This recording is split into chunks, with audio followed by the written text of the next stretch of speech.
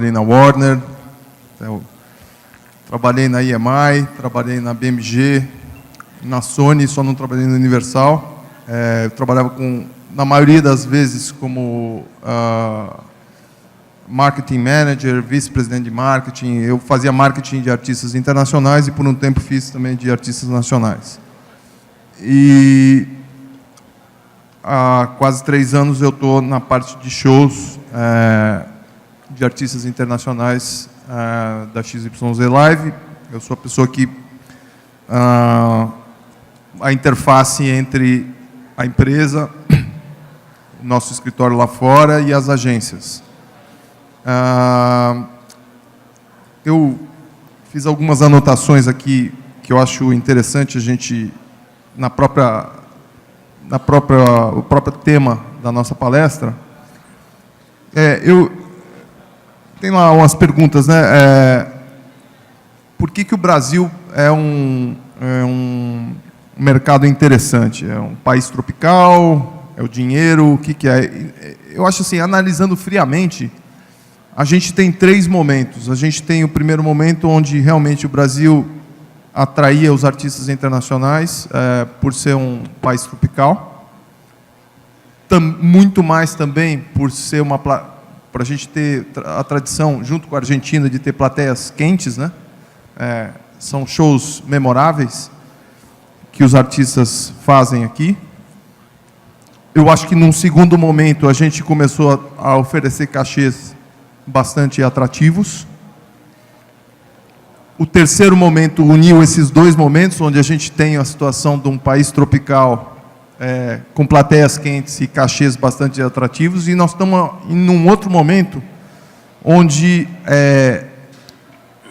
entre aspas, a sede dos artistas ela está maior do que o mercado. Nós temos uma situação onde a competição está muito grande.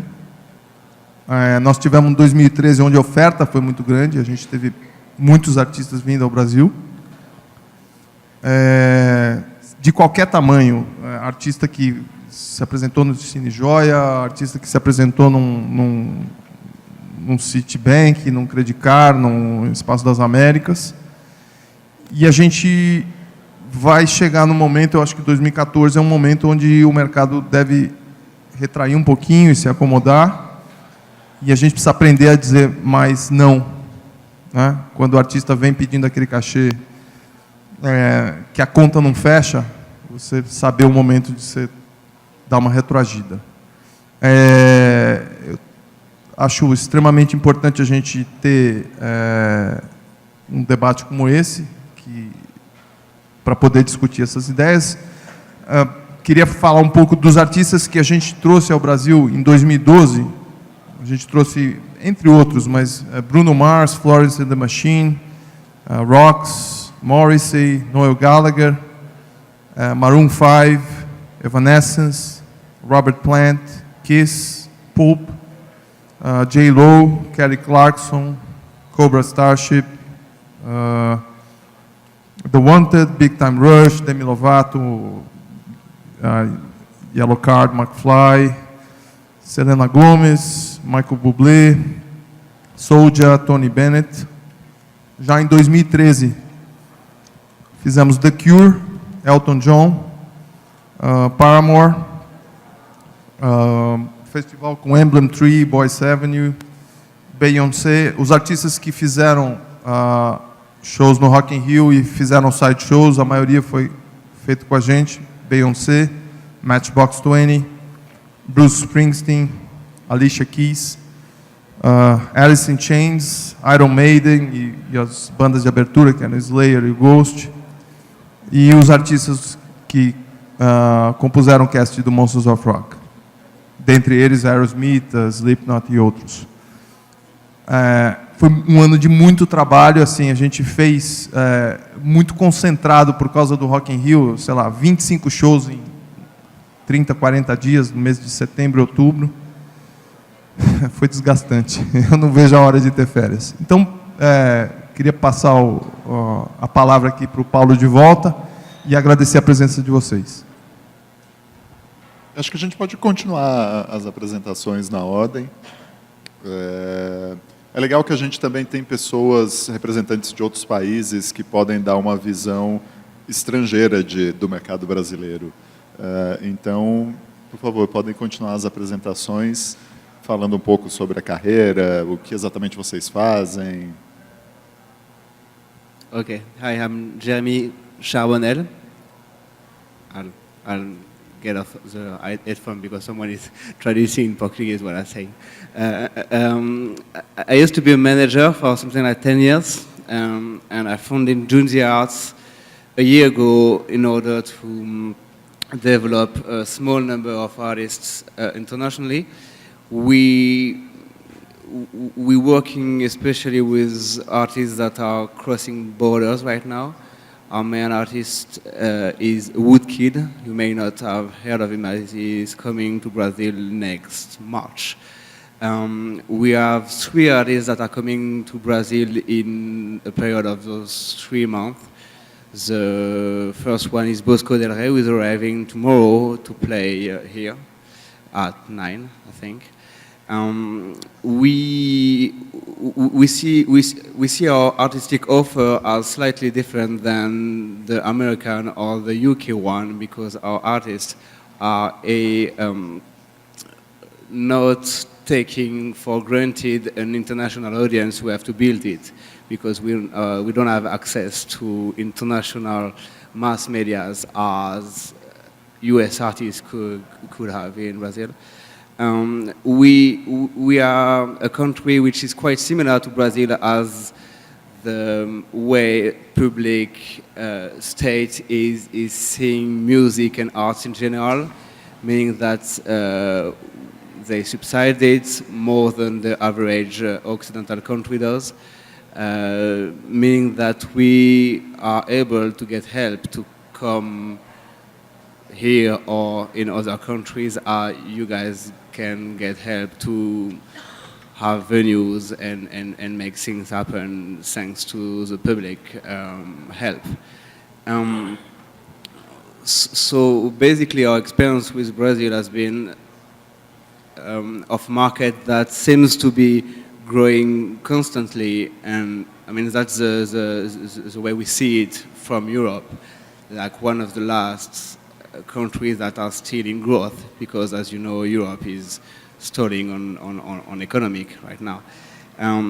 So we more and more want to do things with those kind of countries, because that's where our economic growth as a company is. At Junzi Arts, we try to get artists to get international as soon as possible, because once they become really big in Europe, it gets really hard to have them accept the conditions that may be the ones for developing artists abroad. So if you're filling up arenas in your own country, then you probably won't be able to reduce your lineup in order to begin again in small clubs in Sao Paulo or in Rio or stuff like that. So try to educate them as in being as proactive and good as possible on the internet medias, which is the first way for them to cross border. Then if we have a record label or a company that is working locally, I mean, it's really, really cool, but we try to not be held up by that kind of stuff. That's kind of all I think for now, and I'm glad to be here. I've been here for 24 hours, and it seems like a great country. Boa tarde a todos, meu nome é Henrique Rubim, eu estou aqui representando o Sesc São Paulo. Eu trabalho na gerência, eu sou músico de formação, trabalho na gerência de ação cultural, que é a instância da administração central do Sesc, que cuida das ações artísticas como um todo, que coordena os programas artísticos. Para essa primeira fala, pretendo ser bem rápido, mas eu não poderia deixar de falar um pouco do Sesc enquanto modelo de instituição, enquanto modelo de gestão, principalmente porque, embora muitas pessoas, praticamente todos aqui, que são de São Paulo conhecem o SESC, mas a gente tem convidados internacionais e é um modelo de gestão bastante diferenciado, um modelo de instituição bastante diferenciado do que a gente tem lá fora. Mas vou tentar não me alongar nesse assunto e já entrar na questão da programação de shows internacionais. Bom, o SESC foi criado em 1946, ou seja, estamos aí com 67 anos. Ele foi fundado pelos empresários das empresas do comércio e é mantido e administrado por esses mesmos empresários. É mantido por meio de uma contribuição mensal e administrado por meio de um conselho, né, que toma as decisões majoritárias, inclusive a escolha da diretoria e etc. A ação do SESC é voltada para o público, prioritariamente para o público que trabalha no comércio, né, os comerciários, mas consegue estender essa ação para a comunidade em geral, dada a capacidade dos seus equipamentos, né. Então, a gente consegue estender essa ação, claro que com algumas facilidades a mais para o nosso público prioritário. SESC, a sigla significa Serviço Social do Comércio. A ação basicamente é uma ação social, são programas diversos sociais, programas na área da saúde, do esporte, meio ambiente, das artes, trabalho com terceira idade, alimentação, etc. Sempre com uma perspectiva educativa, né? O nosso diretor, o Danilo, ele ressalta sempre nas falas dele a perspectiva educativa da instituição, que a gente trabalha o esporte com viés educativo, a gente trabalha a cultura com viés educativo, a gente trabalha a saúde com viés educativo, ou seja, é uma programação que tem um objetivo de uma educação permanente e não formal. Na área das artes, a gente trabalha com as diversas linguagens artísticas, música, teatro, dança, circo, artes visuais, etc. E nós temos hoje 33 unidades espalhadas por todo o estado de São Paulo, contando aí capital, Grande São Paulo, litoral, interior. E na administração central, os programas têm supervisões, coordenações, né? E eu trabalho na gerência de ação cultural, que faz essa gestão das linguagens artísticas como um dos assistentes para a área de música. Nosso norte na ação musical é basicamente dar acesso à música de qualidade.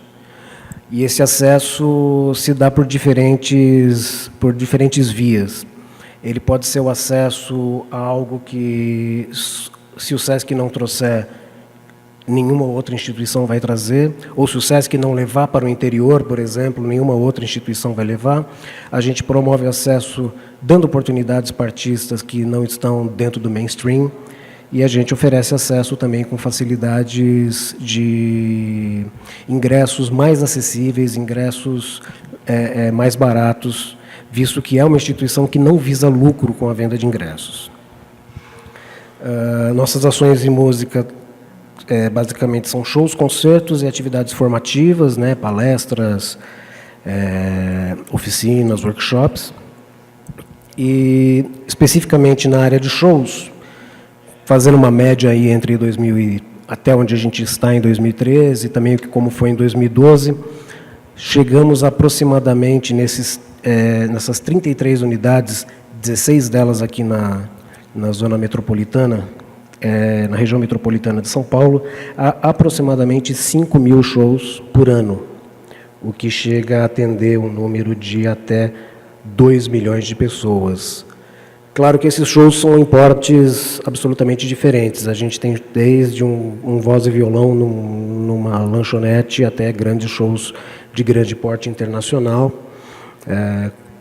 E aí, para citar os shows internacionais, nós priorizamos as atividades dos shows internacionais nos nossos grandes eventos. A gente tem alguns eventos em rede, outros não são em rede, são específicos de algumas unidades, que é o momento em que a gente prioriza para fazer contratações internacionais. Não que elas não ocorram em outras circunstâncias, mas é um momento em que a gente se sente mais à vontade para investir nesse tipo de ação e mostrar a nossa cara também enquanto curadoria, enquanto tipo de música que a gente quer democratizar, que a gente tem interesse em desenvolver.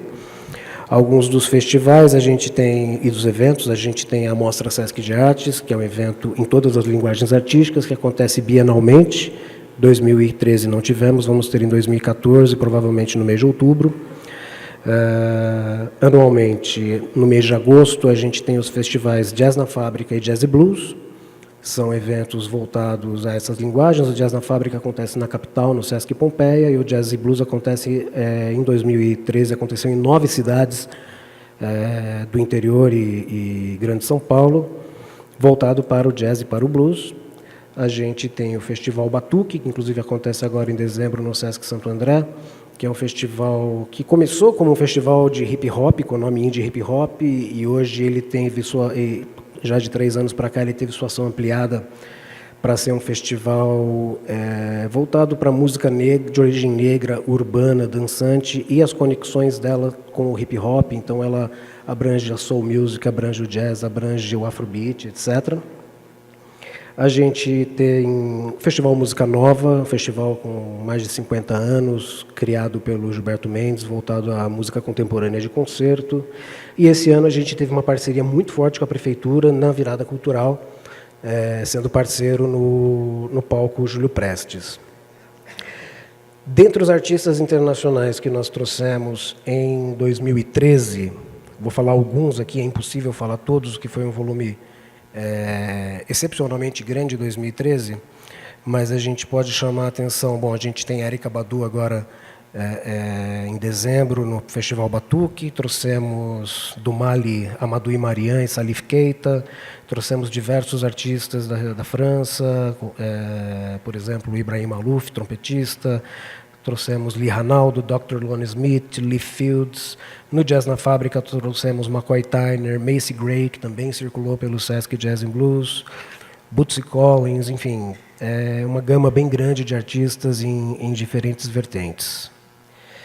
E só para finalizar essa apresentação breve, chamar a atenção que acho que o Sesc se diferencia nessa mesa por ter essa característica de não ser uma instituição voltada ao lucro, voltada ao mercado, né, voltada a ganhar, a ter lucro com a venda de ingressos ou outros subprodutos, mas também que é uma instituição um pouco híbrida na forma como ela é tratada. O Sesc, muita gente pensa que o Sesc é uma instituição de caráter público, não é uma instituição pública, é uma instituição privada, porém é uma instituição privada que tem um interesse grande da área pública, né, até por conta da origem dos recursos, o que faz com que sejamos fiscalizados, auditados como uma instituição pública, né? Nós prestamos conta não só para o Conselho do Sesc e para o Departamento Nacional do Sesc, mas também para o Tribunal de Contas da União, para a Corregedoria Geral da União. Isso é um lado da moeda. A gente tem esse lado meio público, mas o nosso lado privado nos dá uma liberdade de não trabalhar com editais. Então, a gente tem uma liberdade curatorial. Claro que temos metas de atendimento de público, temos metas de investimentos, aí fica a questão das auditorias, mas a gente tem uma liberdade curatorial grande por não trabalhar com edital ou coisas do gênero. Acho que por hora é isso. Boa tarde. Bom, depois das apresentações da XYZ e do Sesc, eu vou ter um problema de autoestima aqui para contar a história desse ano.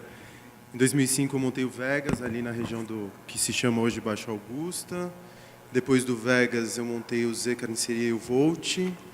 Do Volt eu fui para o Lions, o Cine Joia, o Iate e recentemente o Riviera, que a gente reabriu, para quem não é de São Paulo, um bar super clássico aqui na região da Paulista com a Consolação, na esquina da Paulista com a Consolação, e que é um palco também para apresentações de até 150 pessoas sentadas.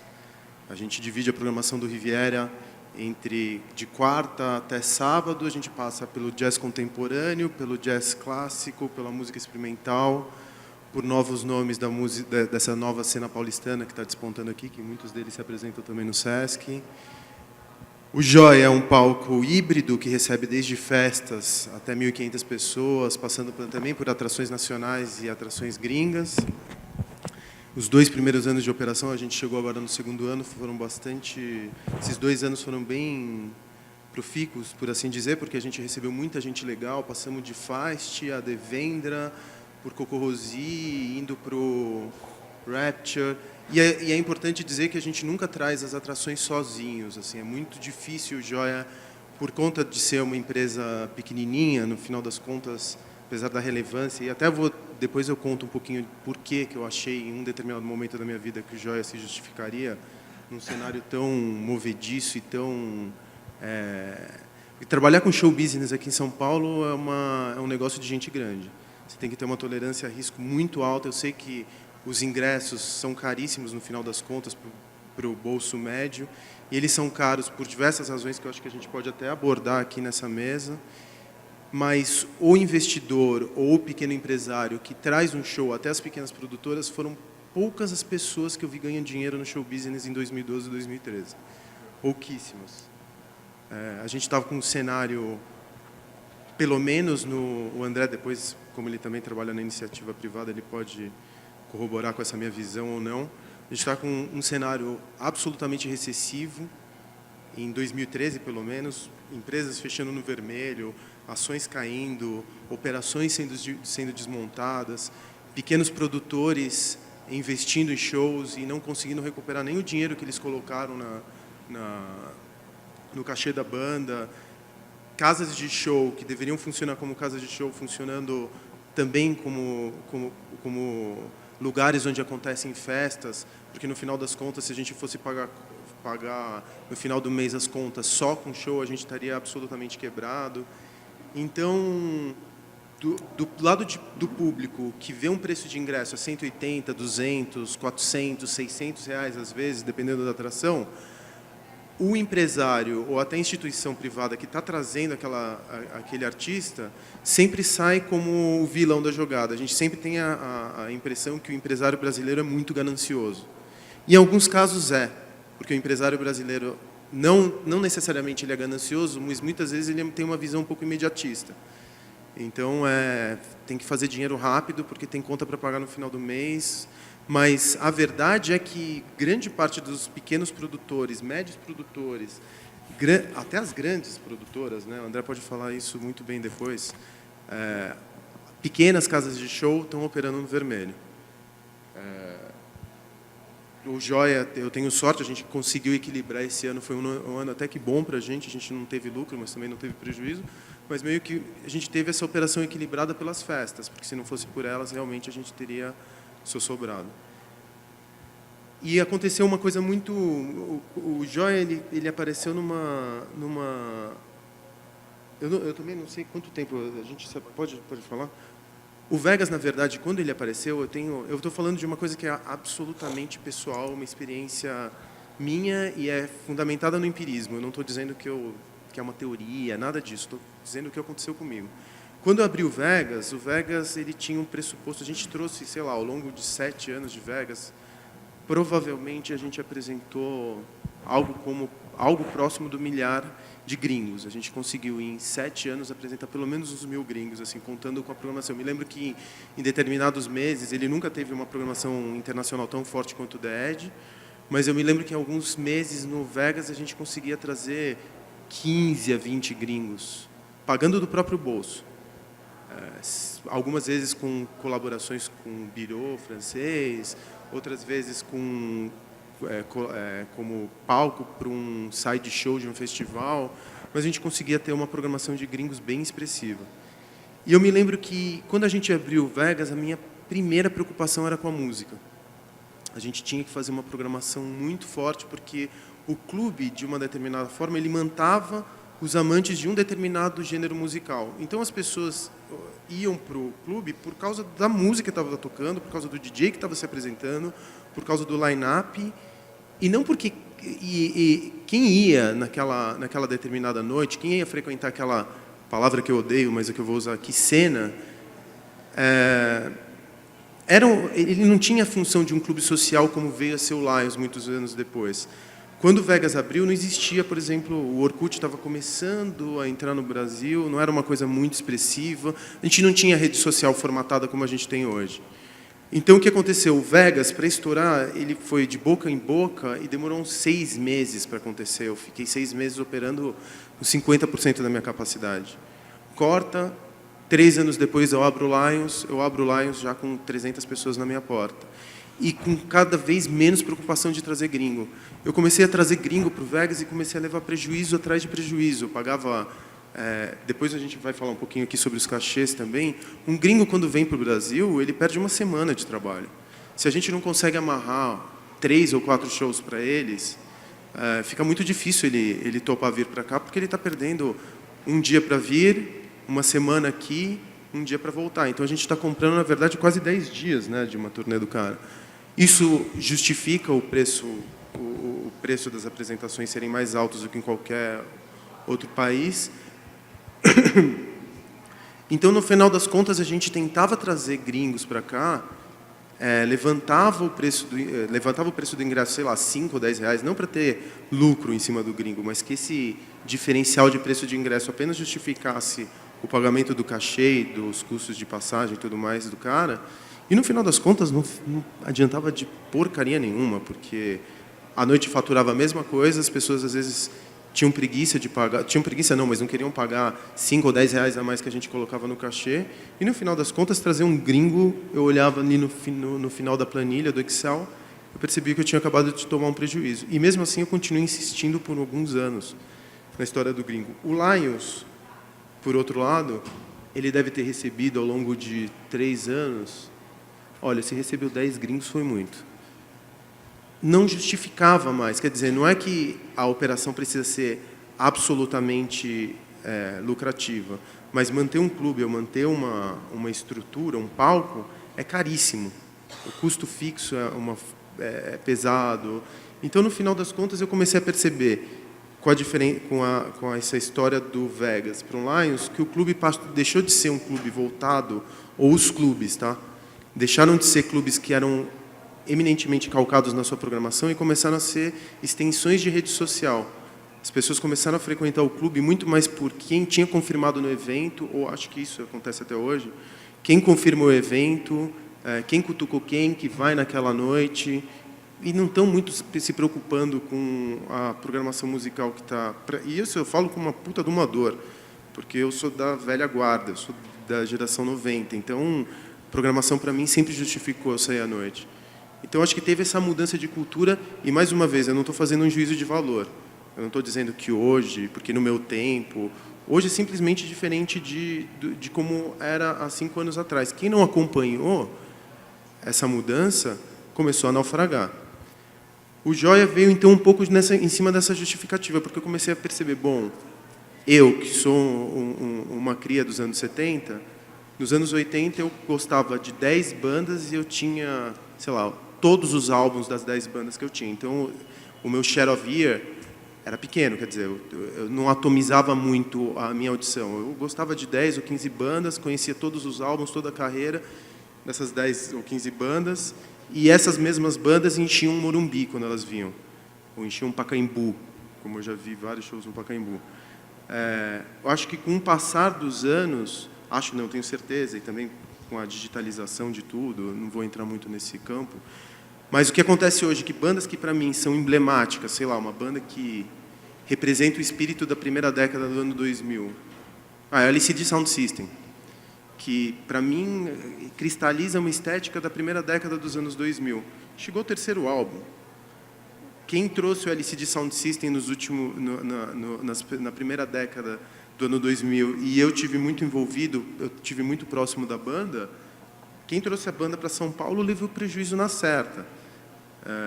O cachê não acompanhava o tamanho da banda, e era uma banda que todo mundo conhecia. Todo mundo tinha os 3 álbuns, e eram músicas que eram quase hinos de uma geração, de quem viveu, de quem saiu à noite nos primeiros 10 anos. E eu via o LCD no Via Funchal com 800 pessoas, foi, né? 1.100 pessoas, não fechava a conta. Então, o que a gente começou a perceber? Que cada vez mais as pessoas ouviam um maior número de artistas. Esses artistas, quando longevos, eles chegavam ao terceiro, ao quarto álbum e depois desapareciam. E que essa atomização da audição, se você pega o iPod de qualquer jovem de 20 a 30 anos, que compõe grande parte da audiência, vocês vão ter, sei lá, 150, 200 bandas em cada dispositivo de áudio. Vocês conhecem uma ou duas, você ouve, e é o meu comportamento de consumo de música também, eu ouço 1 ou 2 álbuns e vou para o próximo, fico ali o tempo inteiro procurando o que está acontecendo de novo. O que aconteceu?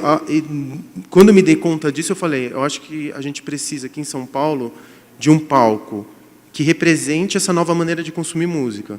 Os palcos que existiam de 500 a 1.000 pessoas, 600, vamos citar aqui o Estúdio SP, eles eram pequenos demais para receber artistas internacionais, e os palcos muito grandes, para 3.000, 4.000, 5.000 pessoas, dependiam de um conteúdo que era muito arriscado. Porque quando você começa a entrar numa venue de 3 a 5 mil, você começa a falar de cachês de 100 a 150, 50, 100, 60, de 50 a 100. Quando você está falando de um palco de 1.500 pessoas, você pode entrar no limite do 30, do 20, do 30. Então, 20, 30 mil dólares de cachê. Então, a conta meio que ficava menos arriscada. Fato é que, mesmo no Joia, com o porte das atrações que a gente trouxe nos últimos... Que a gente trouxe em coprodução com pequenas produtoras, como, por exemplo, a Popload, a Inker e tantas outras que colocaram atrações no Joia. A gente sempre bateu... a gente conseguiu vender 2 sold-outs de Feist, que, para mim, realmente era uma atração que teria que ter ido para um palco maior, um HSBC da vida, talvez. E isso, o resto, até Devendra, que para mim é uma atração gigante, pelo menos a impressão que eu tenho de Devendra é uma atração maior do que o Joia, a gente bateu em 1.500 pessoas ali, a gente deu sold out em 15... Hã? Tame Impala, sim, o Tame Impala acabou antes, você tem razão. E eles fizeram 3 apresentações. Mas, não, deu sold out no dia. Quer dizer, essa conta das 1.500 pessoas, para o tipo eu estou falando assim, de um consumo de música, de um rock muito particular. A gente não pode se esquecer que aqui no Brasil, pouquíssima gente consome rock e música eletrônica que nós daqui julgamos como boa. Né? Os sons autóctones, se você for falar de... Você vai falar de sertanejo, de samba, de pagode, de sons nossos mesmo, esses sim consomem, sei lá, eu nunca li nenhuma pesquisa, mas eu tenho a impressão que 70% da população jovem ouve outra coisa que não rock, música eletrônica e hip hop. Dentro desses 30% que consomem rock, música eletrônica e hip hop, vamos dizer que outros 20% consumem hip hop, que ocupou o lugar do rock de uns anos para cá. E rock, mesmo assim, quer dizer, a gente está disputando por um mercado que, do ponto de vista de conteúdo musical, tem uma qualidade fodida, segundo o nosso julgamento, e eu não estou fazendo, mais uma vez, juízo de valor, não estou querendo falar que qualquer sertanejo universitário é ruim e que Tame Impala é do caralho. Coisas diferentes, eu não vou entrar nesse métier, eu não vou entrar no mérito. Mas, fato é que a gente está disputando um mercado minúsculo. Então, eu acho que o Joia acabou entrando num nicho de mercado que possibilita que a gente traga umas bandas que nós nos orgulhamos de ter no nosso palco, que a gente possa fazer as coisas com uma verdade na hora de fazer a programação junto com os produtores, falar, não, aqui a gente não está se vendendo. A gente já teve muita oportunidade de ganhar dinheiro de verdade com sertanejo universitário. Falar assim, vamos trazer uns artistas dessa nova cena de sertanejo para o Joia, porque a gente vai ganhar dinheiro. Só que eu vejo o Joia como uma comunidade. A gente nunca comprou clique, a gente fez várias cagadas no começo, e tudo bem, todo mundo aqui sabe da história da acústica do Joia, que era uma merda no começo, meia culpa, a gente não tinha grana para terminar a obra, e o caralho a quatro, porque a gente está fazendo as coisas diferentemente de uma XYZ, de um SESC, a gente está fazendo com dinheiro de iniciativa privada e pouco dinheiro. Então, para que isso valha a pena, a gente tem que fazer com verdade. Às vezes a gente não consegue fazer porque realmente não tem grana, a gente não conta com grana de fora, de um investidor estrangeiro ou de alguém, de um fundo de investimento colocando dinheiro na gente, não. A gente vai e faz com que dá, do jeito como dá, nunca pega dinheiro fora e se pega de banco. E fica devendo para banco por mais 20 anos. E não tem problema. Mas, para isso valer a pena, a gente tem que fazer as coisas com verdade. Se a gente aumentasse o tamanho do palco do Joia, a gente ia começar a, de uma determinada maneira, fazer com que a programação fosse muito mais voltada para um lucro financeiro do que para a verdade, para a qualidade das atrações da qual a gente bate no peito e se orgulha de ter no nosso palco. Então, o raciocínio do Joia sempre foi esse. A gente não se preocupa tanto com grana nesse primeiro momento. E, óbvio, eu tenho outros palcos na cidade, então a grana pode vir de um Lions, pode vir do iate, tem operação que não dá grana e está tudo certo. Porque eu acho que são expressões de gente que gosta de música mesmo. Eu, o Beraldo, o Lúcio Ribeiro, quem está ali é apaixonado por isso que faz. E eu acho que nem necessariamente você tem que fazer tudo por grana. Então, apesar da gente não ter a ideia a gente ser uma instituição privada, também a gente faz as coisas numa escala muito menor, sem necessariamente pensar em ter lucro. Enfim, acho que já me alonguei demais. Okay, thanks a lot. Bom dia, São Paulo. Sorry, I don't speak Portuguese. I'm Jean-Baptiste from Bleu Citron. Bleu Citron is a booking agency based in Toulouse, in south of France. We book many artists in different styles and from many countries. What can I say? We also a local producer in Toulouse, in south of France, with different venues from 300 to 8,000 people. We program a festival at the end of May called Le Weekend de Curiosité. What can I say? And I'm here in Brazil to meet some Brazilian bands, Brazilian producers, but also to help you to see a French band called Nasser who play tonight at Club Daleoni at 9 AM. Maybe I see you there. I really don't know the economy of Brazilian music. Only I can say about the French artists is we are very lucky because we have a big network in Brazil with the French alliances, the Bureau Expo, and in other countries the French Institute, who very help us to come in your countries. That's what I say for this moment, and also, yeah.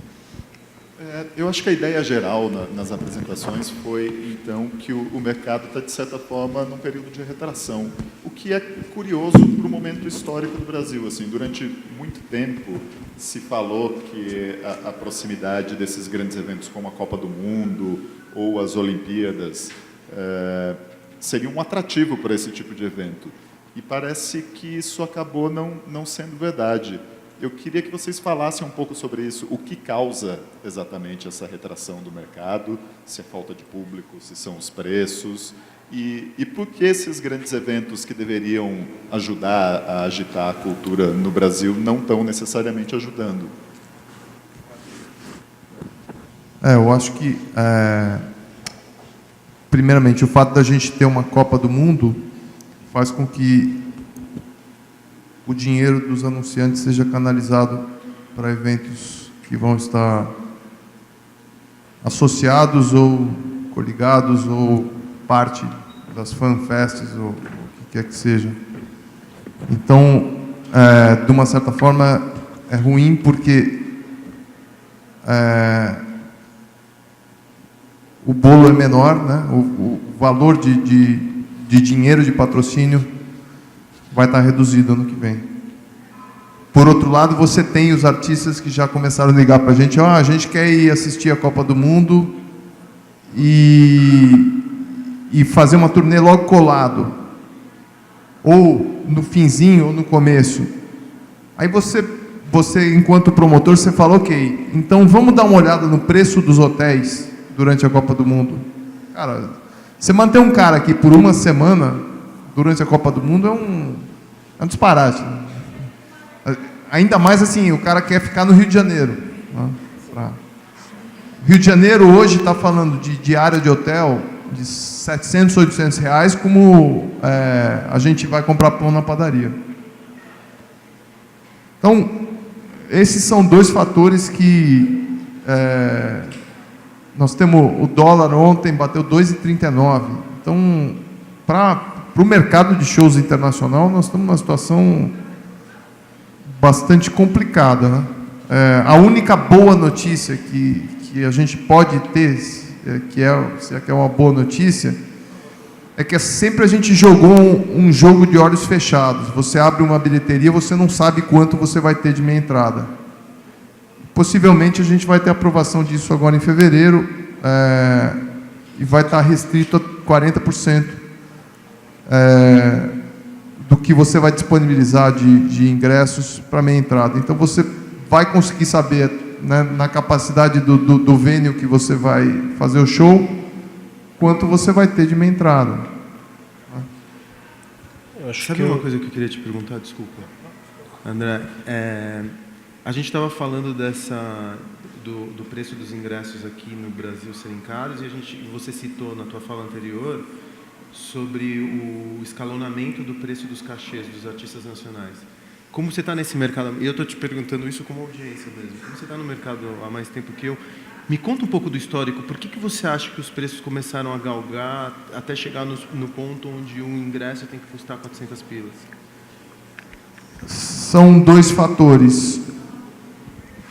O principal que eu acho é a meia entrada, de você não saber quanto vai ter de meia entrada, você promover um show de um artista que seja para o público teen, e olhar no borderô e você vê que você tem 90% de meia entrada. Como é que você vai fazer um cálculo, ter budget, contando que 90% das pessoas que vão pagar a entrada, pagaram meia entrada?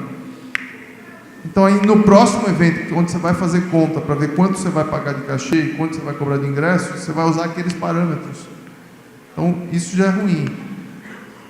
E por outro lado, se o artista vem, e ele vem baseado numa negociação de porcentagem, onde ele vai, uma vez aferidas todas as despesas, e ele viu que aquele dinheiro que ele recebeu foi recuperado, ele entra na porcentagem e vai receber uma porcentagem das vendas. Uma vez que ele atinge, na próxima negociação ele já passa a assumir aquilo como uma verdade. E a gente sabe que não é verdade. Eu gostei muito do que você falou. Eu vivi muito, enquanto executivo de gravadora, essa transição que você descreveu, onde a nova geração, ela cada vez mais tem menos ídolos. Você tem um artista que estoura uma música, ele estoura a segunda, ele não tem respeito ainda. Você vai começar a atrair a atenção do público, dos compradores, no disco seguinte. Eu trabalhei vários artistas que no segundo disco você explodiu o cara, e aí eles começaram a descobrir o primeiro disco. Então, assim, para o público comprar aquela ideia, comprar aquele produto, comprar aquele DVD, comprar aquele CD, o artista precisa provar muito que ele é bom. Ele precisa ter o primeiro hit, o segundo hit, o terceiro hit. Lá pelo quarto hit que ele tem, pô, esse cara é legal. Eu, vivi isso. Eu fiz o plano de marketing da Katy Perry no Brasil do zero. Ela vendeu, sei lá, 300 mil discos do primeiro CD dela. Mas ela estava com a música estourada e não vendia, porque parece que, né, o público fica esperando ver o que acontecia. Quando você realmente teve uma sequência de 4 ou 5 hits seguidos, eu falo, ó, essa menina é legal, e aí começou a vender o disco anterior também. Então, isso é muito verdade. Você vê os iPods dos jovens. Quem canta isso? Não sei.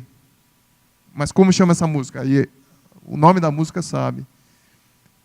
E é uma cultura um pouco complicada, porque como é que a gente vai promover um show desse? Você vai promover um show de uma música? Né?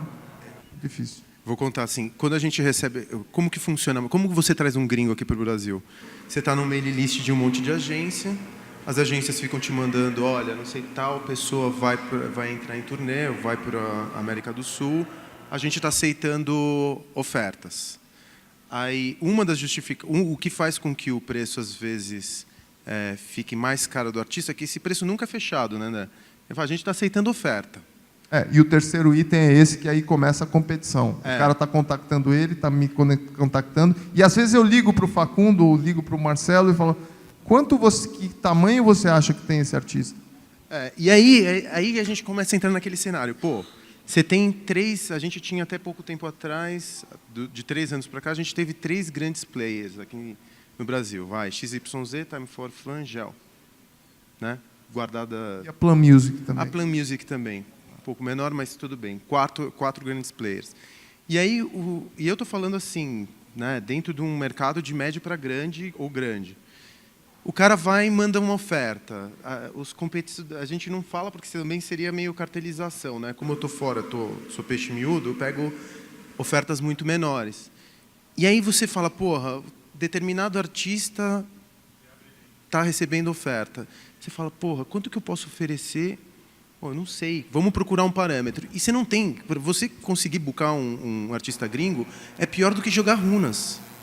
Se eu, sei lá, jogar búzios, vai ser um jeito mais fácil. A gente começou a desenvolver lá no Joia uma coisa de... A gente começa a consultar as redes sociais, faz poll, sei lá, porque como é que você pode arriscar 20, 30 mil dólares num artista que, se não vender, você leva um prejuízo de 20, 30, 40, 50 mil reais, me quebra. Eu não posso me dar o luxo de levar um prejuízo desse tipo. E aí você começa a ver umas oscilações de mercado meio loucas, sei lá, o Meyer, por exemplo, que tocou ano passado no Joia, boom, sold out. O Meyer, fomos nós dois que fizemos. Demos sold out. O Meyer, esse ano, 300 ingressos até agora. Nós fizemos 1.300 pagantes. Foi em março? Março. Agora a gente está fazendo o Meyer de novo. A gente vendeu 300 ingressos. O cara, quando deu sold out, ele falou, então vocês deram sold out, acho que o cachê estava barato, né? Porque vocês ganharam dinheiro e a gente efetivamente ganhou um pouquinho, foi ridículo, né? O quanto a gente conseguiu tirar para cada lado, porque a gente tinha uma coparticipação de bilheteria.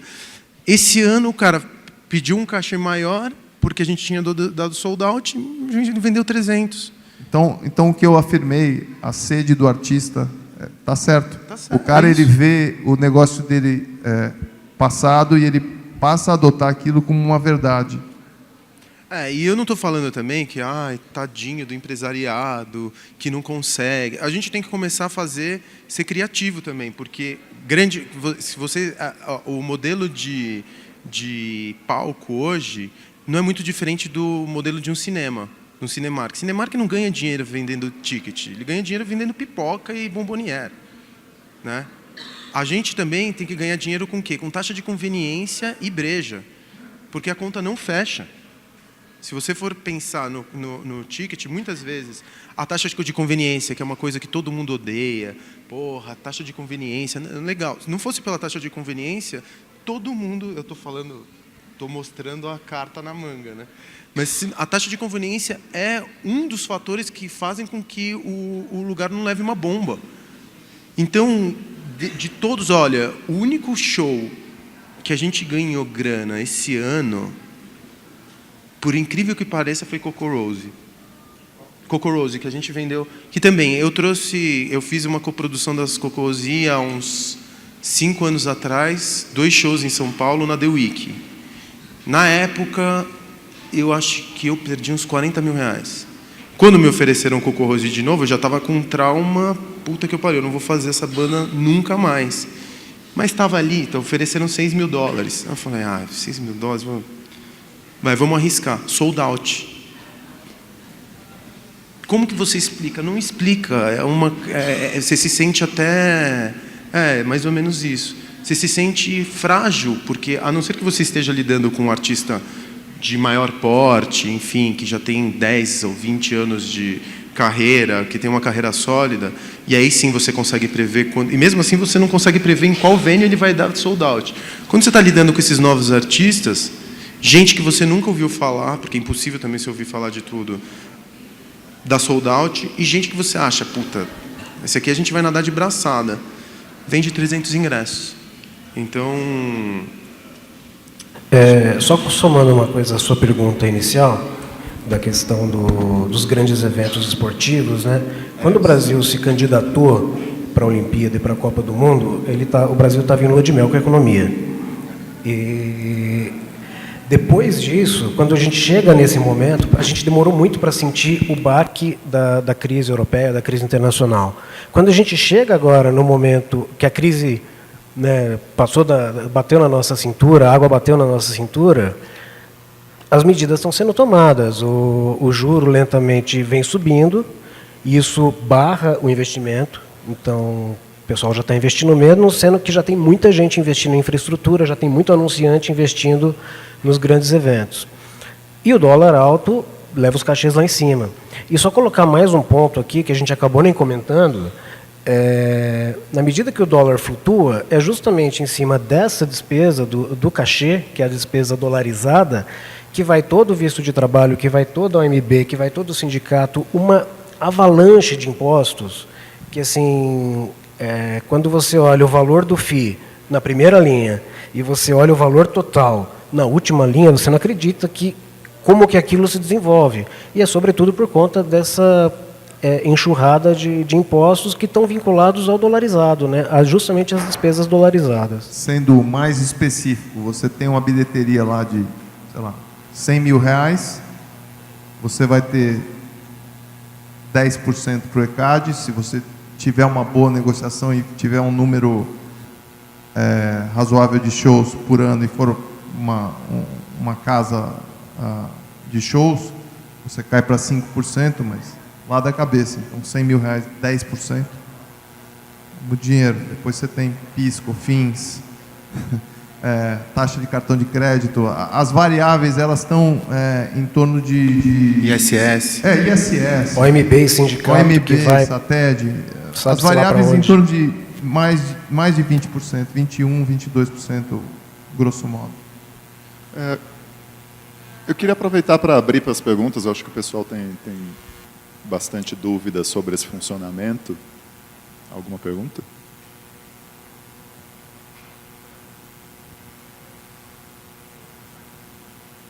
Oi, eu queria perguntar tá ligado? Vocês estão ouvindo?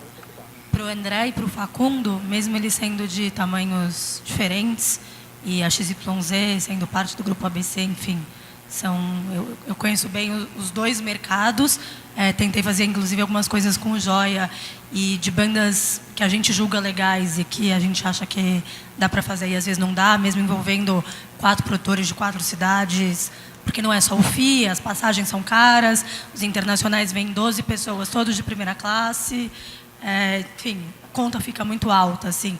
Eu queria saber para 2014, tendo a Copa, já que a gente chegou a uma ideia de que a Copa não está ajudando, como a gente achou que fosse ajudar, quais as possíveis estratégias para continuar fazendo essa roda girar e, enfim, e para sair um pouco do holofote da Copa a nosso favor, assim, e conseguir trazer esses artistas, já que as marcas estão voltadas para ações para a Copa, tem muita marca que apoia projeto aqui, mas que são marcas globais e que estão voltadas para as outras estratégias nesse ano.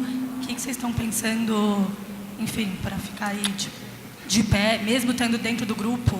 A ABC ou o Facundo tem outras coisas que eu sei que ajudam, a gente joga com moedas de vários lugares para se equilibrar, mas o que dá para fazer no ano de 2014? Eu acho que eu vou sentir muita saudade de 2011, 2012 e 2013, em 2014.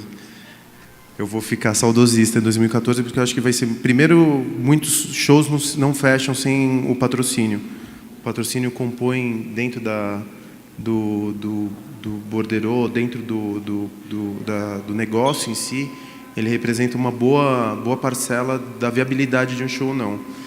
E 2013, eu não sei como foi para vocês, mas para mim foi uma tragédia, eu não consegui patrocinar absolutamente nada, não consegui patrocinar para absolutamente nada. Estou ouvindo muito no mercado que também pouquíssimas pessoas conseguiram levantar dinheiro de iniciativa privada. Então já foi ruim em 2013. 2014, com foco no esporte, esquece. Custos de passagens e tudo mais também provavelmente aumentarão. Eu acho que o dólar não tende a baixar a cair para valores de 2011 e 2012 tão rapidamente. Eu acho que a gente vai ter uma quantidade de shows internacionais muito menor, não só em São Paulo, como no Brasil todo. São Paulo também, e está cada vez, se está difícil aqui para São Paulo, imagina para o Rio de Janeiro, imagina para BH, para Porto Alegre, para Buenos Aires. Se a gente não consegue, se a gente não viabiliza a perna de São Paulo, se São Paulo no final das contas acaba vindo como a plataforma de distribuição desses artistas na América Latina. Então os shows normalmente são fechados em São Paulo para depois eles irem para Buenos Aires, Rio de Janeiro e outras praças. Então eu acho que esse ano vai ser muito mais bola e muito menos música. Eu acho que ano que vem a gente deve ter uma concentração de shows internacionais no período de fevereiro, março, abril, maio, aí desliga total e retoma do meio de agosto, setembro, outubro. É isso. Essa semana aconteceu. Você falou bem a questão de preço de passagem. Por exemplo, dá uma olhada, tenta entrar no, sei lá, o site da TAM, Gol, o que quer que seja, Decolar, e tenta comprar passagens no período da Copa. Ver as tarifas que estão sendo praticadas. É um negócio absurdo. Mesmo a ponte aérea. Mesmo a ponte aérea. A ponte aérea está ridícula. Sei lá, R$ 1.300 uma perna. Negócio, assim, que chega a ser desrespeitoso, né? Então, o Brasil é um país que tem uma logística terrível. E os gringos não entendem isso. Então, o cara chega e fala, eu quero fazer um show. Eu estou negociando um artista que é emblemático. Eu quero fazer um show em Florianópolis, porque eu gosto. Eu quero fazer um show em Porto Alegre, São Paulo, Rio. E eu quero fazer um show em Recife. E se der também Manaus. Quer dizer, aí ele derrubou uma das datas, quer dizer, a gente começou falando, eram 7 capitais. Aí caiu para 4, agora nós já estamos em 3. Essa quarta que caiu, o cara trocou Porto Alegre por Paraguai. É para se pensar. Ele tem uma oferta maior do Paraguai do que Porto Alegre. Porto Alegre é um mercado que está com muito problema para a gente. Depois da tragédia de Santa Maria, é um mercado que ficou absolutamente recessivo, as pessoas mudaram seus hábitos culturais. Agora, o que fazer? Não tem muito uma estratégia, entendeu? A gente... Esse ano que passou foi um ano ruim, como o Facundo falou. A questão das manifestações, elas prejudicaram muito a cena noturna da cidade. Noturna para ir a show, noturna para ir a restaurante. Parece que todo mundo desligou o sensor e falou, cara, vou esperar para ver o que acontece. Desculpa, só fazendo uma reflexão aqui. É engraçado, porque às vezes a gente coloca Ontem, por exemplo, a gente teve Cell, teve uma artista francesa que ganhou um evento do Sim lá no Cine Joia, e as vendas de ingresso não foram muito expressivas. E o ingresso estava relativamente... Até estava comentando com a Fabi antes de entrar aqui. E os ingressos estavam relativamente baratos, R$30 a meia, enfim. 30 a inteira, 15 a meia, uma coisa assim. Quando você pensa em outras festas, tem uma festa que se chama Glow in the Dark, que é de música pop. As pessoas ficam se lambuzando de tinta neon. Deve ser divertidíssimo, mas é diversão. Sold out em 3 dias. Então, eu não sei se o espírito do tempo também E, mais uma vez, eu acho que é uma coisa que é super cíclica. Tem horas que a balança pende para a diversão e tem horas que a balança pende para a cultura. Eu não sei se o espírito do tempo atual, a gente está nesse momento recessivo e está muito mais para o escapismo, para a diversão imediatista, para aquela coisa meio escapismo sem culpa, do que o enobrecimento da alma pela cultura. Eu não sei, pode ser também que seja uma crise que se associa a um espírito do tempo hoje. E, mais uma vez, não estou dizendo que consumir alta cultura, ou se é que dá para chamar o que a gente faz de alta cultura, é melhor ou pior do que o escapismo imediatista. Eu só estava fazendo essa reflexão aqui também, porque, por causa das manifestações, realmente as pessoas começaram a falar, bom, eu vou...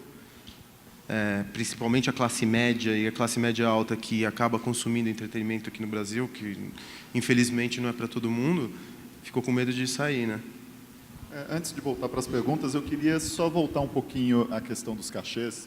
Eu acho meio emblemático nos anos 90, quando o Brasil realmente entrou na rota definitiva de shows internacionais, um vilão que era constantemente apontado como responsável por essa guerra de cachês, que deu início a essa cultura do leilão, eram os festivais que eram estabelecidos. O Free Jazz, que depois virou Tim, o Rock in Rio era sempre muito apontado como eventos que pagavam acima do cachê para simplesmente conseguir trazer Hollywood Rock, que conseguiam trazer os artistas que estavam no topo naquele momento, porque pagavam muito dinheiro.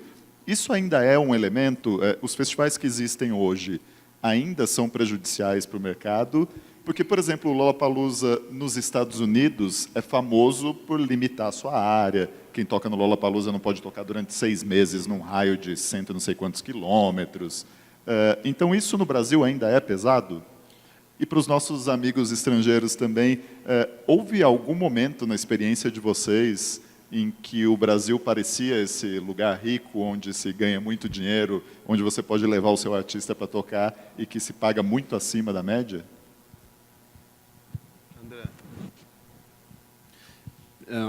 No. Some fun facts that I've been receiving from the last 3 to 4 years.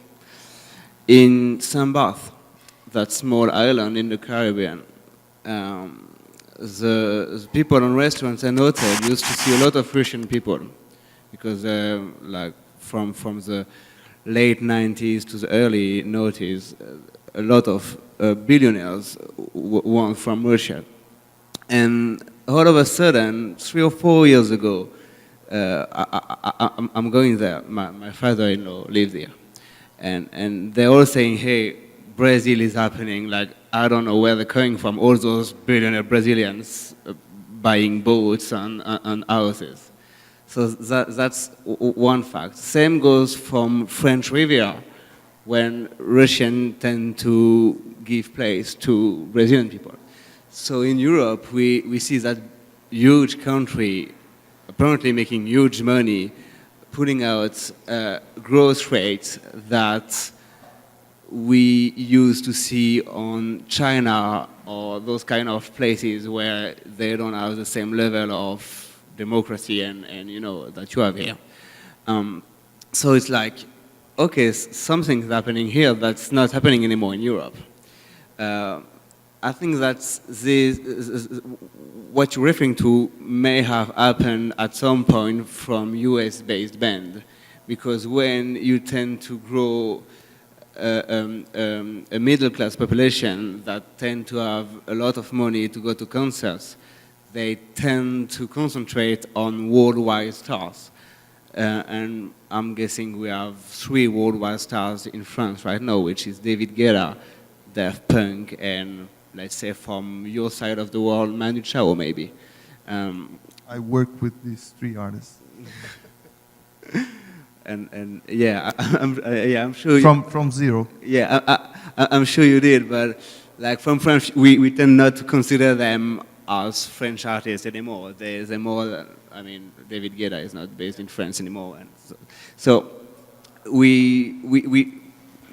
our artists, like our real artists from France, weren't affected by that, because that kind of growth and that kind of money went, and as it usually goes, went to international big artists. So I'm guessing that a lot of artists that couldn't make as much money selling CDs in the States were seeing Brazil as a way of filling up arenas and making lots of money.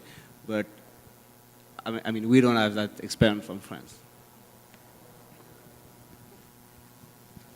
I'm already not happy because I see that you have the same problem in Brazil that in France about the fee for the bands who grew up. If we just take for the World Cup, if you say that you cannot work and cannot make some show here in Brazil, I think it's a big opportunity for Brazilian bands to play all around the world and really develop the Brazilian culture all around the world and see that Brazilian music is a big part of history of music, I think, all around the world.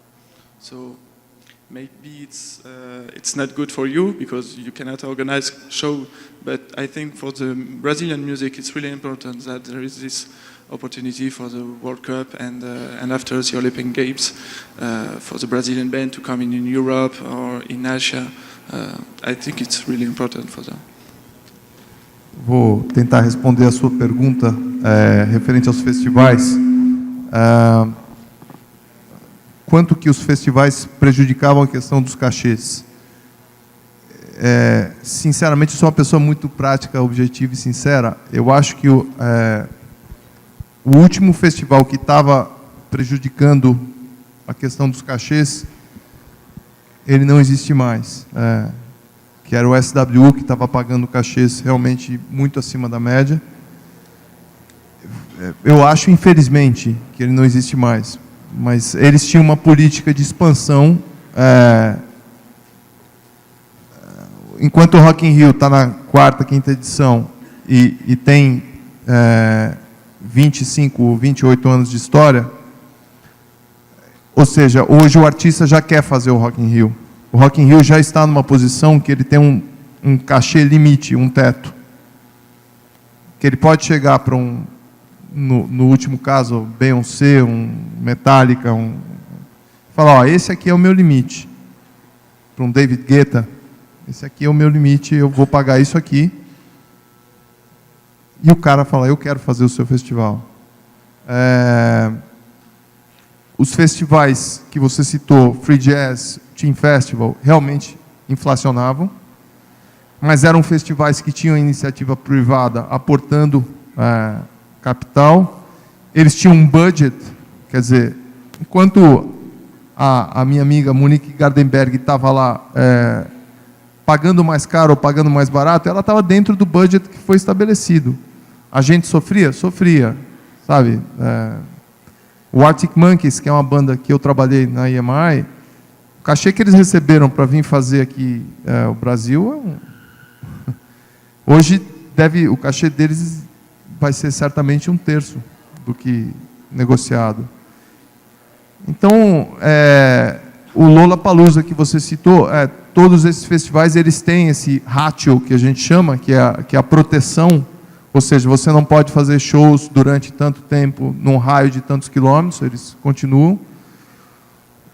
O Lollapalooza, hoje aqui no Brasil, eles têm a moeda de troca deles, que é o Lollapalooza lá fora. Então o cara pode chegar para um Imagine Dragons, que é uma banda que a gente queria ter feito, e falar, olha, vem aqui comigo, você já fez o Lola aqui, e agora é a moeda de troca, entendeu? O próprio Lorde.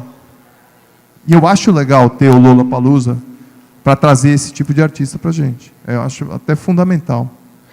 Tem um outro lado dessa história dos festivais, não estou me referindo exatamente aos festivais muito grandes, de artistas muito grandes, que pelo menos nós, lá para o Sesc, não, é o tipo de artista que não é exatamente o escopo da nossa ação, mas existem festivais que ajudam por outro lado. Então, de repente, um festival que não passa por São Paulo, ele facilita uma turnê. Imagino que lá no Cine isso aconteça direto também. Você vai aproveitar um artista que veio para o festival em Recife, que veio para o festival em Minas Gerais, ou mesmo em Buenos Aires. Isso, na programação nossa do Sesc, pelo menos fora daqueles grandes eventos desenvolvidos pela gente. A gente traz muito artista, aproveitando as turnês, né? Dividimos muita coisa com Recife, com Coquetel Molotov, Hack Beat, enfim. Existe essa facilidade também. E mesmo o Rock in Rio fez os shows de São Paulo e outras praças com vocês, né? O Lollapalooza costuma fazer umas side parties também, que pegam shows menores no Joia. Sabe que o André também, quando ele estava falando, eu acho que uma diferença dos festivais aqui e na gringa, que festival longevo mesmo, a gente tem o Rock in Rio. Um Coachella, um South By, um próprio Lollapalooza, como a gente tem em Chicago, são marcas que vendem todos os ingressos antes de anunciar o line-up.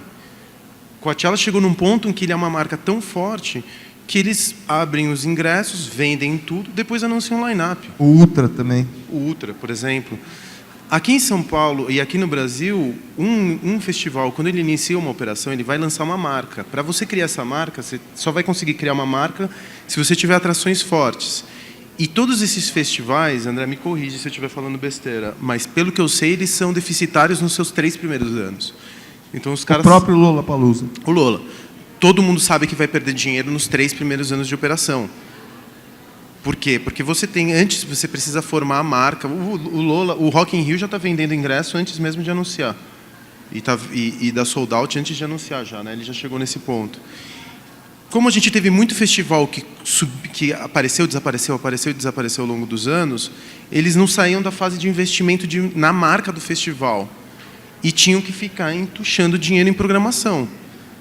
Entuchavam numa estratégia... O caso do SWU. A gente não pode condenar a estratégia deles. Porque é assim mesmo que funciona. Você tem que formar uma marca. Construir uma marca. Você constrói uma marca emprestando... tomando emprestado outras marcas, as bandas.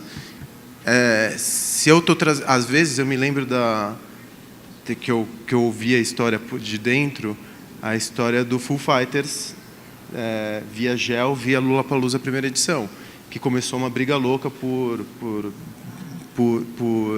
pelo cachê, começou um leilão louco pelo cachê com o SWU, se não me engano, na época. E eu sei disso porque o Beraldo, que é meu sócio, estava trabalhando na Gel na época. Pô, você está começando um festival no Brasil como o Lollapalooza, você tem que ter um Foo Fighters do teu lado. Só que o festival do lado, às vezes, ele quer o Foo Fighters só para não deixar você ter o Foo Fighters, entendeu? E aí começa, do 100, do 150, do 200, e vai chegar na casa em valores astronômicos. Então, eu acho que um pouco da nossa particularidade também dos cachês foi esse grande número de festivais que a gente teve ao longo de 10, 15 anos para cá, desde a década de 90, como você está falando, mas que não passaram da fase de lançamento de marca e não entraram em fase de maturação, como a gente tem o Rock in Rio e espera o Lollapalooza. Apesar de que até o Lollapalooza ele não esquecer também do Planeta Terra, que é um festival que o Planeta Terra aborda outro tipo de artista e que está aí já faz alguns anos. Mas que ele vai precisando ele vai sendo reformulado o tempo inteiro. Eu fui no Planeta Terra esse ano. Eu achei não legal. Mas faltou alguma coisa em relação aos outros anos, né? Ou bastante coisa. Faltou alguma coisa, mas pelo menos ele está aí. Não, é exatamente o que eu estou dizendo. Ele está aí, eu acho importante. Eu sou Fabrício de Goiânia, já fiz algumas parcerias com o Joia e com o Sesc também. E realiza um festival lá há 17 anos, independente, mas que traz atrações internacionais. A gente até anunciou umas ontem. E, assim, eu acho que Facundo, principalmente, assim, está meio na conta... A gente sabe que vive uma crise nacional do grande mercado, etc. Inclusive, a Time for Fun comprou, né, os Terra, Lollapalooza. Então, talvez a gente não tenha um leilão, porque leilão com uma empresa só não vai... Pelo menos o Terra e o Lollapalooza não vão brigar entre eles mais pelos artistas. Já tem um player a menos brigando pelos esses cachês. E talvez para nós todos aqui importe pouco essa briga de cachês milionários para artistas grandes, para esses festivais, porque não é muito a nossa realidade de produção de quem está participando do Sim. Eu acho que a nossa realidade talvez seja um pouco mais próxima das parcerias com o Joia, em trazer artistas franceses ou americanos um pouco menores, ou com o Sesc, de a gente fazer um festival em Goiânia e acabar resvalando nas viradas, etc. E o que eu acho é que o momento do... Achei o Lúcio ontem um tanto mais otimista, até porque a função dele na sociedade parece que é ser o cara mais empolgado. Acho que o Beraldo deve ser até menos do que eu. Deve ter uma terceira escala, assim, um cara que mais segura as coisas. E eu acho que a gente vai ter um ótimo momento de shows pequenos e médios internacionais no Brasil, de fevereiro a maio. Logo do Carnaval até a virada do interior de São Paulo. Eu acho que é um momento de oportunidade da gente, inclusive, tentar negociar bons shows, de tentar empurrar um preço um pouco mais para baixo dos cachês. Até porque, entre nós do mercado, em vez de você ter um médio e grande, que tem pouca gente aqui que atua nesse mercado, mas do médio para o pequeno, eu acho que está na hora da gente bater um pouco a real para os artistas e os caras entenderem um pouco mais o quanto que eles valem aqui no Brasil. E se a gente não fizer isso de verdade, ficar mandando 3 propostas para o Tame Impala, por exemplo, eles vão fazer um show só em São Paulo. Eu acho que é péssimo para o artista, é péssimo para o mercado brasileiro. Isso aí. Agora, o artista que vem repetidas vezes, a gente acabou de contratar o Mudhoney para poder fazer pela 5ª vez no Brasil. Ele sabe exatamente o quanto ele pode pagar, o quanto ele pode cobrar e o quanto as pessoas pagam para vê-lo no Brasil. Então, ele pode fazer 2, 3, 5, 10 cidades, se ele tiver uma agenda disponível. Eu acho que as casas como Joia e as plataformas como o Sesc deveriam investir em tentar ter mais vezes o artista espalhado pelo Brasil, em deixar aquela semana que o cara perde aqui mais curta. Se o cara vai perder uma semana, se ele vai vir aqui e vai perder 10 dias, que ele faça 5 shows. E é muito importante também, eu acho, o Sesc e as casas de São Paulo entenderem que São Paulo é fundamental para o negócio, que o ingresso aqui é mais caro, o custo é um pouco só mais caro, porque não tem a logística, porque os shows, as passagens internacionais chegam aqui, e tem que aproveitar para dividir esse share com a galera que está fazendo as coisas mais fora do circuito. Então, eu acho que nós vamos ter um bom momento. A gente sempre, primeiro, deixa eu redimensionar meu pessimismo. Eu não falei que necessariamente o mercado, que a gente vai receber menos shows em 2014 no global, no volume global, eu tenho certeza. Eu não estou dizendo que dentro do nosso mercado de pequenos pode ser que exista um menor número de grandes nomes e um maior número de pequenos e médios, mesmo porque está entrando uma outra casa agora, aqui em São Paulo. Então pode acontecer essa migração que é natural, entendeu? Agora, no número global, contando o mercado de entretenimento, eu tenho certeza que a gente vai receber situações como em São Paulo, a gente chegava numa sexta-feira e você tinha 5 artistas de peso em 5 casas diferentes, todos legais, isso dificilmente vai acontecer. Quanto a gente olhar para uma praça como Goiânia, como BH ou como Porto Alegre com olhos carinhosos, isso sempre acontece. A gente nunca coloca o share igual, você sabe disso tão bem quanto eu. Meio que acontece. Meio que acontece. Meio que, mas acontece. No final das contas, a gente não consegue fechar essas... São Paulo acaba arcando por mesmo. Exemplo, eu estou pagando o show de São Paulo em Goiânia. Mas olha só, aqui em São Paulo vai ficar com o quê? Quarta, quinta ou terça? Quinta. E lá, sábado? Sexta. Ah, tá. Então a gente está falando de um dia melhor, concorda? Não, um pouco melhor. Já começa por aí. Mas o ingresso lá é 30 que paga no máximo e aqui paga 90. Então, assim... Você tem o ECAD... Ops, caralho. Você tem o ECAD lá na tua porta contando quantas pessoas entraram? Eles têm meu telefone o telefone da minha casa, inclusive. Assim, a real do mercado hoje, globalizado, assim, os ISS, ECADs, estão para todos, né, assim, o pessoal chega em todos os lugares. Está bem globalizada essa coisa também. Não, o fato de estar para todos não significa que é pouco. É péssimo. Quer dizer, eu estou sendo assaltado. Mas não é pouco. Tem um lance também de concorrência, né? Quando você está fazendo uma Mudhoney em Goiânia, na minha ignorância, eu suponho que você não tenha grandes eventos acontecendo na sexta-feira que concorram com o seu. Você faz uma Mudhoney aqui em São Paulo, provavelmente você pode ter no mesmo dia uma caralhada de outras coisas que vão tirar... Por isso que vai ser quinta. Hã? É por isso que vai ser quinta. Aqui numa quinta-feira, que podem tirar o público do evento, entendeu? Tem essas coisas que precisam ser levadas em consideração. Eu não sei qual que é o tamanho. Eu não sei se você está falando de venues iguais. Se aqui o Mudhoney está tocando, por exemplo, num Clash para 600 e lá está tocando para 1.500. O ponto fundamental que eu queria falar é que assim, vocês não acham que o primeiro semestre do ano que vem não é uma oportunidade para a gente poder tentar buscar artistas um pouco menores para poder fazer esse... Ixi, o que a gente faz da vida. Eu estou negociando um artista para 400 pessoas. Eu mandei o cachê que podia pagar. Falei, olha, é isso que podemos. Se o cara falar não, obrigado. É isso. Tem uma questão também aí, tem uma diferença aí que acho que existe um delay entre a realidade econômica do realizador, né, do país e a informação que se tem lá fora, né? Então, por exemplo, eu tive em 2010 em Amsterdã e tinha uma mesa parecida com essa, da qual eu não participei, mas que era só, num evento parecido, que era só sobre brasileiros. E, assim, os gringos, quando sabiam, putz, o cara é brasileiro, os caras voavam em cima, assim, feito mosca no mel, assim, era uma coisa impressionante. Existe essa retração agora, e eu acho que os caras não se ligaram disso ainda. Os caras ainda acham que o Brasil está bombando. Os caras ainda acham que os BRICS estão bombando. Alguns ainda estão mesmo. Mas, no caso, eles acham que o Brasil está bombando. Então, fala, para o Brasil, eu quero ir, quero tanto. E talvez essa retração, eventual retração agora, faça os caras cair a ficha do pessoal que não é exatamente assim. Também tem uma outra coisa, né? A gente já... Eu sei que não é o caso do Sesc, mas a iniciativa privada cansou de levar na cabeça. Ninguém mais tem grana para ficar apostando, formando marca. Acabou, o dinheiro... Então, vai acontecer naturalmente um menor número de ofertas.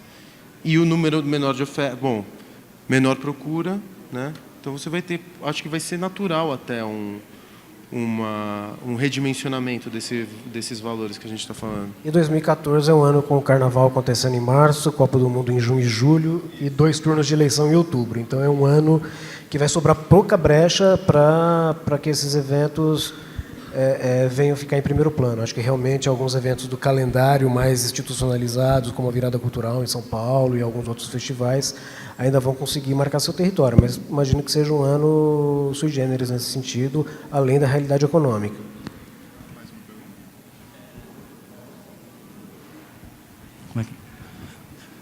Eu estou vendo vocês falarem aqui algumas coisas que a gente de fora, que não trabalha na produção, já trabalhei algumas vezes, um pouco até trabalhei com o Facundo lá no começo do Joia, ele mostrou para a gente antes de abrir, há uns 2 anos.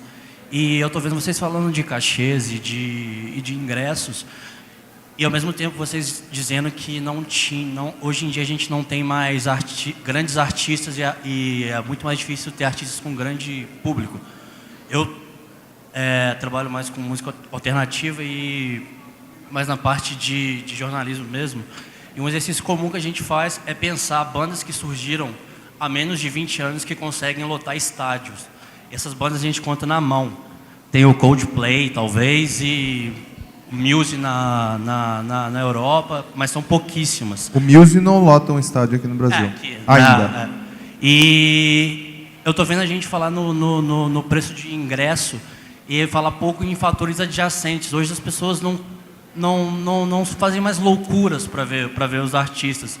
E com shows acontecendo dia de semana, e as pessoas tendo que trabalhar, às vezes a pessoa sabe, e com esse mercado que vai e volta, ela vai lá, eu vejo ele outra vez, ou eu não vejo. Ano que vem.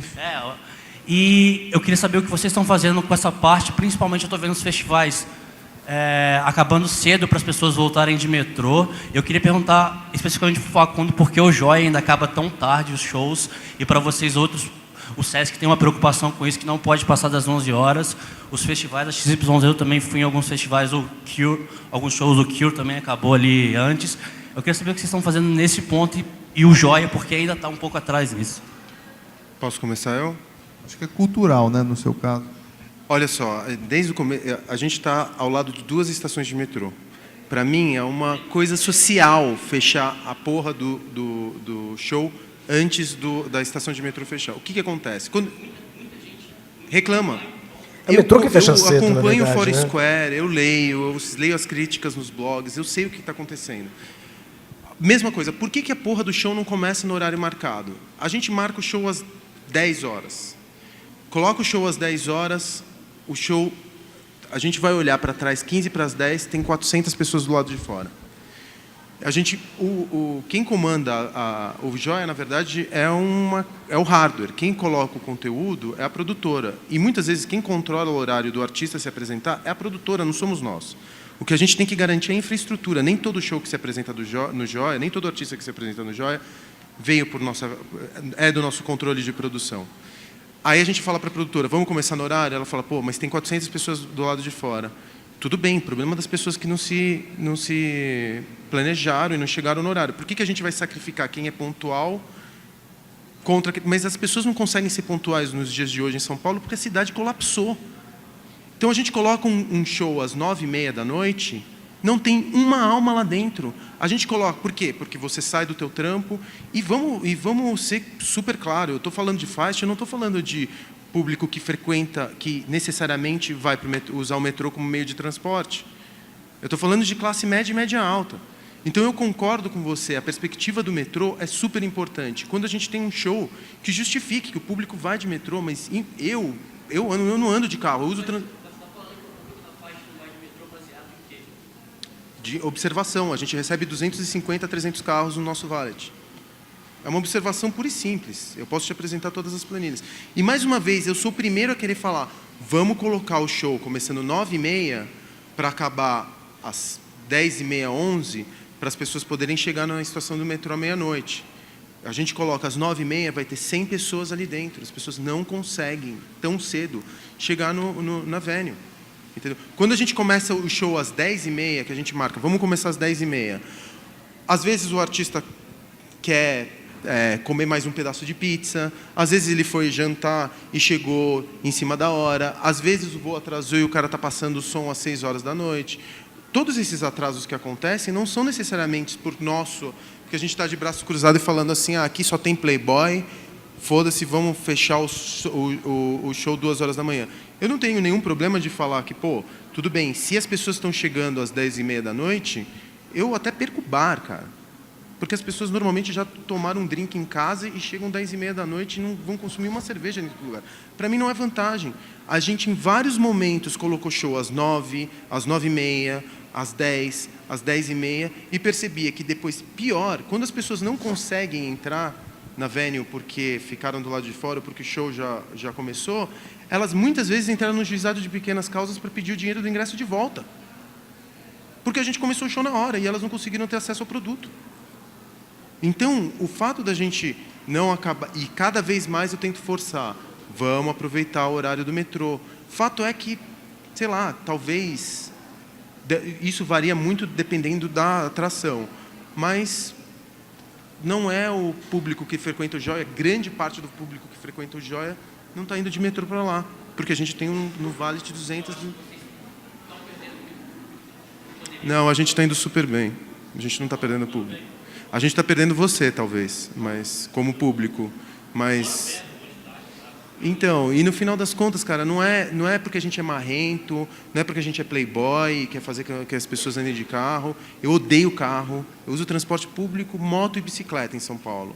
Não é por isso. A gente não é patrocinado pela Chevrolet. Não tem uma teoria conspiratória por trás da parada toda. É empírico. A gente começou o show em vários momentos, em diversos horários, 9, 9h30, 10, 10h30, 11. Tem show que começa meia-noite, quando é véspera de feriado, porque as pessoas demoram mais, a cidade está mais caótica. Só que a gente vive numa cidade onde o trânsito colapsou. Então, quem não usa transporte público não consegue chegar tão cedo dentro da Ou seja, de novo, infraestrutura. Esse país tem um problema sério chamado infraestrutura. Nós vamos ter uma Copa do Mundo daqui, sei lá, quantos meses, e nada se faz. A gente continua vendo escândalo de metrô, dentre outras coisas. Nós temos um problema de infraestrutura seríssimo nesse país. Isso que quer dizer, a gente tem um metrô na porta, não quer dizer que a pessoa consiga chegar numa estação de metrô para ir para lá. Então, eu estou te explicando agora por quê. Não é porque a gente quer prejudicar quem usa transporte público. É porque a classe média e a classe média alta que dependendo do show vai ao Cine Joia, usa o transporte próprio, ou táxi, ou carro próprio, ou moto. E no final das contas, quando a gente coloca às 9, 9h30, a gente começa com um show com sold out, com 300 pessoas dentro da casa. Com 1.100 que não conseguiram chegar no horário que a gente colocou. Ou seja, na verdade, acho que é o metrô realmente que fecha cedo, né? Acho que seja, não é a casa que está... Ótima observação. Fechando tarde. No caso do Sesc é o contrário. Assim, a gente realmente procura fechar as programações dentro do horário do transporte coletivo. Isso é uma prática, muito porque também as unidades aqui da capital abrem de manhã. Então, quer dizer, eu tenho um pessoal que precisa rodar, que precisa descansar, etc. E final de semana a gente faz show 6 horas da tarde. Já aconteceu de receber reclamação ao contrário. O público fala, poxa, você fez um show de música eletrônica às 6 horas da tarde, você fez um show de rock às 7 horas da noite, ou mesmo às 9h30 da noite, que é o horário mais tarde que a gente faz. Quer dizer, o metrô podia colaborar um pouquinho também, ficar pelo menos até 1h da manhã. Né? Como em qualquer metrópole do mundo, tá? Você vai, Nova York, citando uma das metrópoles, pega o metrô às 2 horas da manhã, tá tudo certo. Não tem mobilidade e não tem risco. Até uns anos atrás, o próprio André Barcinski, que estava aqui agora há pouco, e a gente se reuniu para conversar na prefeitura e pedir uma linha que atendesse o centro. Uma linha que operasse até as 2 horas da manhã. A gente tem uma lei seca na cidade hoje que criminaliza quem toma um Bem drink. lembrado. Entendeu?